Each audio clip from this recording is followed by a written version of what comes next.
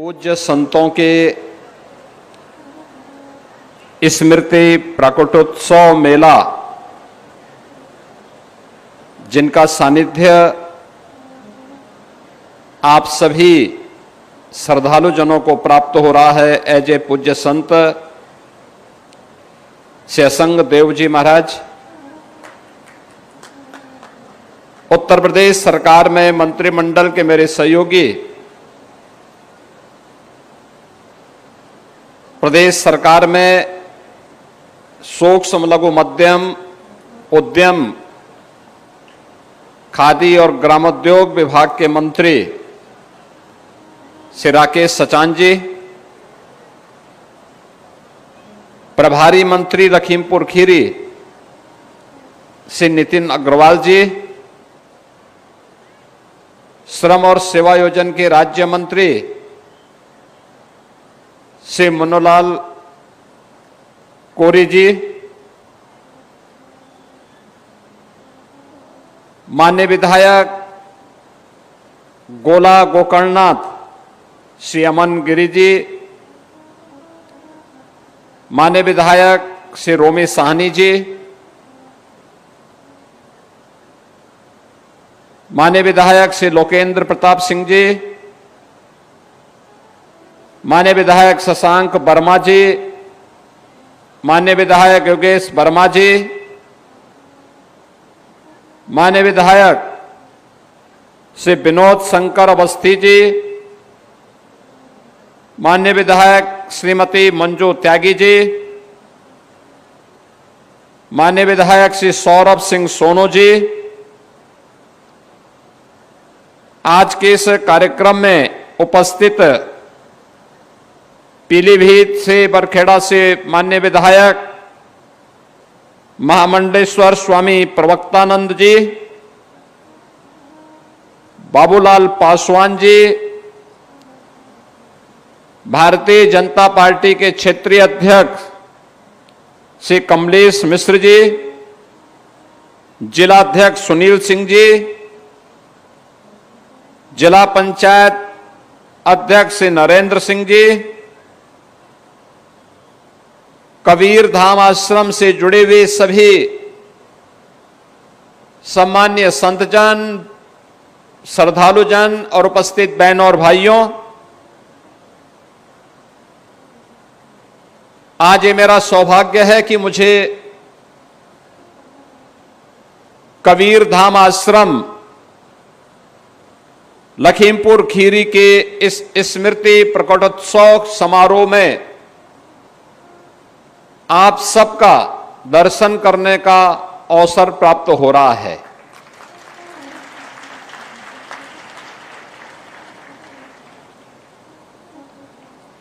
जब संत कबीरदास जी का नाम आता है तो हम सबको मध्यकालीन एक ऐसे संत का स्मरण सहसा ही हर भारतीय के मन में उमड़ पड़ता है, जिस संत ने अपनी वैवाकी के कारण निर्गुण भक्ति की एक ऐसी धारा अपने दोहों, अपनी साखी, अपनी शब्दियों के माध्यम से उस कालखंड में प्रवाहित की थी, जिसने सामाजिक विसंगतियों पर प्रहार करते हुए आत्मा और परमात्मा के बारे में आम जनमानस को स्थानीय भाषा में समझाने के लिए बड़ी सहजता और सरलता से उन्होंने अपनी साखी, शब्दी और दोहों के माध्यम से समझाने का काम किया था। ऐसी भारत की भक्ति की निर्गुण परंपरा से जुड़े हुए संत कबीरदास जी महाराज की परंपरा में आज से कुछ दशक पूर्व इस लखीमपुर खीरी में जिन पूज्य संतों ने इस आश्रम की स्थापना की थी, आज उनकी स्मृति प्रकटोत्सव समारोह को पूज्य संत असंग देव जी महाराज के द्वारा जिस प्रभावी ढंग से आगे बढ़ाने का काम हो रहा है, इस अवसर पर मैं उन पूज्य संतों श्री क्षमा देव जी महाराज, पूज्य संत गुरुमन देव जी महाराज और इस परंपरा से जुड़े हुए उन सभी पूज्य संतों की जिनकी स्मृति के लिए प्रकटोत्सव आज यहां पर आयोजित हो रहा है, जिन्होंने कबीरदास जी की वाणी को अपने व्यवहारिक जीवन में उतार करके उसके अनुरूप जीवन जिया था, उन सब की स्मृतियों को नमन करते हुए मैं विनम्र श्रद्धांजलि अर्पित करता हूं और इस आयोजन के लिए श्री असंग देव जी महाराज को और उनके सभी अनुयायियों को हृदय से धन्यवाद भी देता हूं। बहनों और भाइयों, गुरु का जीवन में क्या महत्व है, यह भी कबीरदास जी महाराज जी हमें बताते हैं कि गुरु गोविंद दो खड़े काखे लागू पाए, यानी गुरु और गोविंद दोनों एक साथ खड़े हैं तो पहले किसको प्रणाम करना है? वो कहते हैं पहले हम उस सदगुरु को प्रणाम करें जो हमें इस समाज में ज्ञान उपलब्ध कराता, अच्छे और बुरा की बुराई के बारे में, सत्य और असत्य के बारे में, धर्म के वास्तविक मर्म के बारे में बता रहा है। पहले हम उस गुरु को प्रणाम करें, क्योंकि वही गुरु हमें परमात्मा तक पहुंचने का मार्ग भी हमारा प्रशस्त करेगा। यह भी संत कबीर जैसे ब्रह्मज्ञानी संतों के द्वारा जब अपनी वाणी के माध्यम से समाज को बताया जाता है, समाज की उस समय की विसंगतियों के खिलाफ भी किस प्रकार का प्रहार उन्होंने किया था, खासतौर पर आज के समाज के लिए अत्यंत प्रासंगिक है, जिसमें लोगों के मन में अधिक से अधिक संपत्ति बनाने की घोड़ सी लगी है, अधिक से अधिक संपत्ति हड़पने और बनाने की, जायज और नाजायज दोनों तरीके से। उनके बारे में भी कबीरदास जी ने जो बातें कही कि साई इतना दीजिए जामे कुटुंब समाए, मैं भी भूखा ना रहूं साधु न भूखा जाए, यह आज भी हमारे लिए उतना ही प्रासंगिक है जो मध्यकाल में प्रासंगिक था। यानी हमें परमात्मा उतना दीजिए जिससे मैं भी भूखा न रहूं और मेरे यहां कोई संत आ जाए, कोई सज्जन आ जाए, कोई जरूरतमंद आ जाए, वह भी भूखा न जाए, इतनी मेरी सामर्थ्य हो।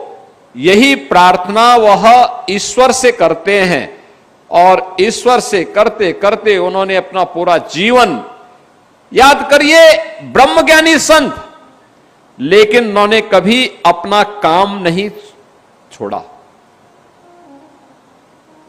जो उनकी वृत्ति थी उस वृत्ति से, क्योंकि कर्म को ही उन्होंने जीवन का सब कुछ माना।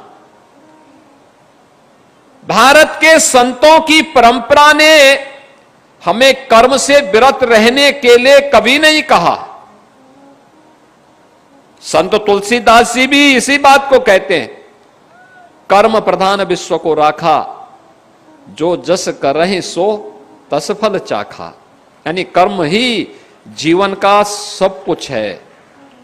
अच्छा कर्म करेंगे तो पुण्य प्राप्त होगा, बुरा कर्म करेंगे तो उस पाप के भागीदार बनने से आपको कोई रोक नहीं सकता। उस पाप का भागीदार तो बनना ही बनना पड़ेगा। यह भी भारत के ही संतों का उपदेश हम सब के लिए है। यह एक प्रेरणा है। और काशी की धरती पर जन्म लेकर के संत कबीरदास जी अपने अंतिम समय में वह मगहर आ गए थे। मगहर के बारे में यह मान्यता थी गोरखपुर से सटे हुए जो आज संत कबीर नगर जनपद है, उस जनपद के मगहर के बारे में यह मान्यता थी कि वहां पर कोई मरता है तो सो नरक मिलता है। तो कबीरदास जी ने कहा कि मैं वही मगहर जाऊंगा, और वे मगहर गए। उन्होंने उस पाखंड पर प्रहार किया जो स्वर्ग और नरक के बारे में एक मान्यता थी, लोगों की एक भावना थी कि काशी में स्वर्ग मिलेगा और मगहर में नरक मिलेगा। उन्होंने कहा मैं उसी नरक में जाऊंगा। आज आप जाइए, मगहर में पूरा अमन चैन है, खुशहाली है। संत कबीरदास जी की समाधि स्थली भी है, और वहां पर डबल इंजन की सरकार ने, भारतीय जनता पार्टी की डबल इंजन सरकार ने आज कबीर पीठ की स्थापना और शोध केंद्र बना करके बहुत भव्य कार्यक्रम भी आयोजित किया। स्वयं प्रधानमंत्री मोदी जी ने उसका शिलान्यास किया, और पूर्व राष्ट्रपति माननीय श्री रामनाथ कोविंद जी उस कार्यक्रम में हम लोगों ने आमंत्रित किया था। उनके हाथों से उसका लोकार्पण का कार्यक्रम भी वहां पर संपन्न हुआ। यानी हम कर्मों को प्रधानता न देकर के केवल उन मान्यताओं पर विश्वास जब कर लेते हैं,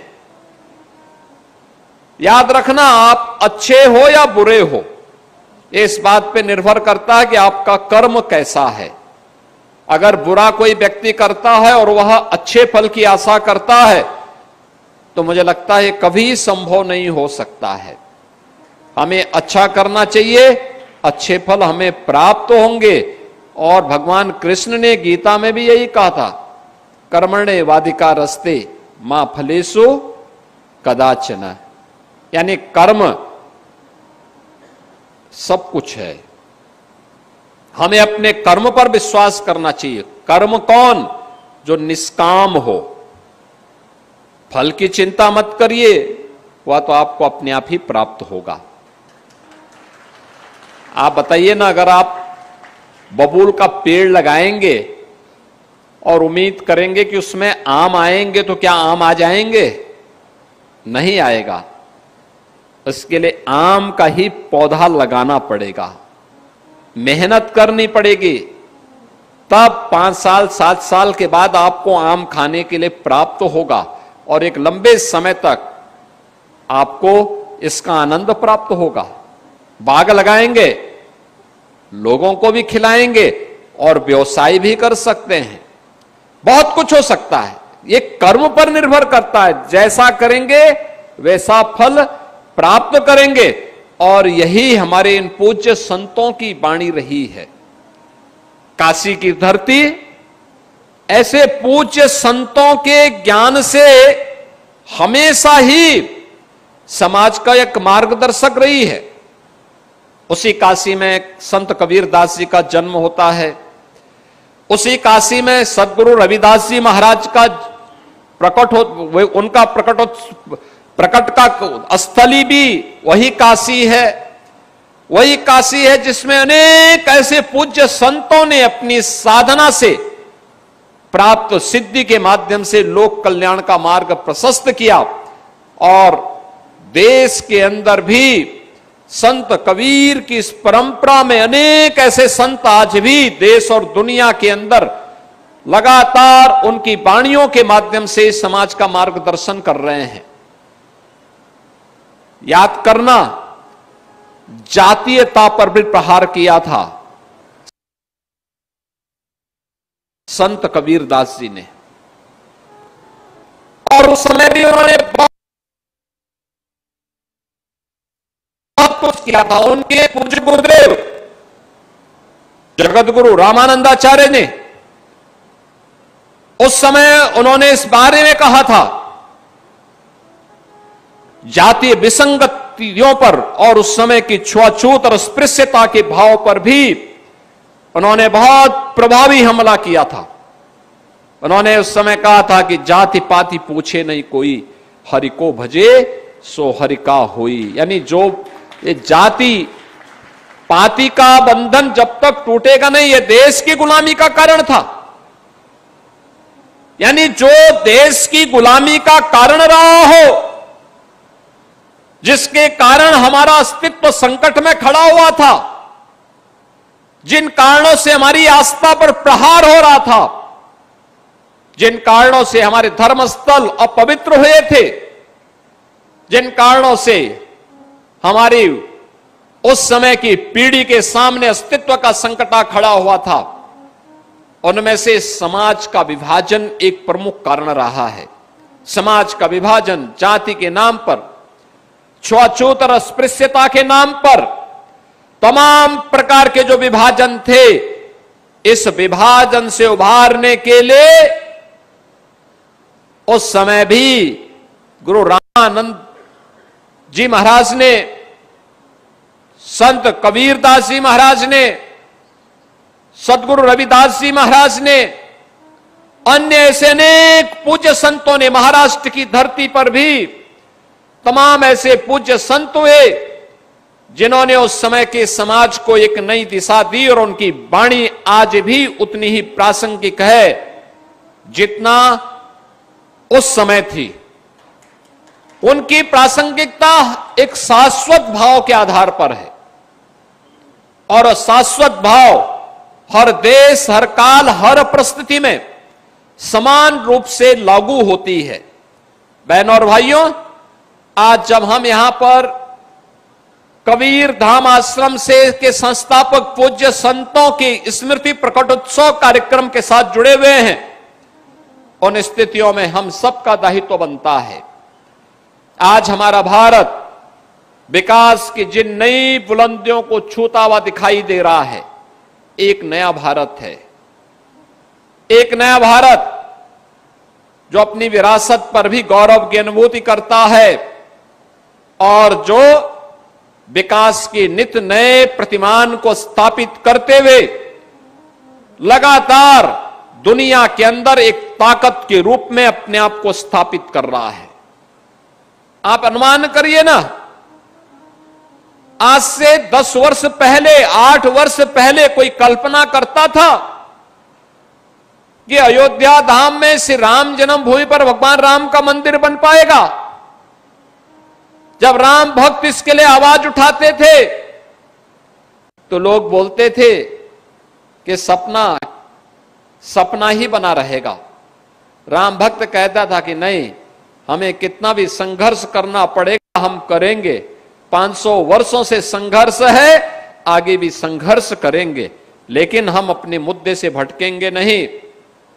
याद करिए, जब एकजुटता होती है ना, असंभव भी संभव हो जाता है। आज आप अयोध्या धाम में जाएंगे, भगवान राम का भव्य मंदिर का निर्माण हो चुका है। जो अयोध्या वीरान थी, आज फिर से वहां रौनक आ गई है। यानी अयोध्या धाम में गत वर्ष 6 करोड़ से अधिक श्रद्धालु दर्शन करने के लिए आया था। 6 करोड़ से अधिक श्रद्धालु अकेले अयोध्या धाम में, जिस अयोध्या में बामुश्किल कुछ लाख श्रद्धालु आ पाते थे, आज गत वर्ष 6 करोड़ श्रद्धालु आए थे। और इस वर्ष तो ये संख्या और भी बढ़ेगी, क्योंकि प्रयागराज महाकुंभ के कारण 13 जनवरी से लेकर के और 27-28 फरवरी तक हम लोगों ने देखा कि प्रतिदिन 10 लाख श्रद्धालु अकेले अयोध्या धाम में आता था दर्शन करने के लिए। बहनों और भाइयों, ये बातें इस बात को दिखाती हैं कि हम जब भी प्रयास करेंगे उसके परिणाम आएंगे। यानी कोई भी व्यक्ति जो इन धार्मिक स्थलों में जा रहा है, श्रद्धा भाव के साथ जा रहा है, निष्काम भाव के साथ जा रहा है, वह सही मार्ग पर ही जाएगा, सही दिशा में ही जाएगा, भटकेगा नहीं। किसी विदेशी ताकत के द्वारा उसको खरीद फरोख्त नहीं किया जा सकता। उसको समाज की मुख्य धारा से कोई भटका नहीं सकता है, और इसीलिए समाज की आस्था पर प्रहार करने के लिए समाज विरोधी तत्वों के द्वारा लगातार आज भी प्रयास हो रहे हैं, लगातार प्रयास हो रहे हैं। एक, बांटने की साजिश, जाति आधार पर समाज को विभाजित करने की साजिश, लगातार प्रहार हो रहे हैं। और दूसरी ओर आस्था पर प्रहार। आप देख रहे होंगे लगातार कुछ न कुछ ऐसी टिप्पणी जो भारत की सनातन आस्था को आहत करती हो, भारत और भारतीयता को अपमानित करती हो। इस प्रकार की साजिशें लगातार हो रही हैं। लेकिन हम सबको चाहिए कि सबसे पहले अपनी कमियों को हम दूर करें। बीमारी अगर कहीं पे है, समय रहते उसका उपचार होना चाहिए। ये बीमारी इससे पहले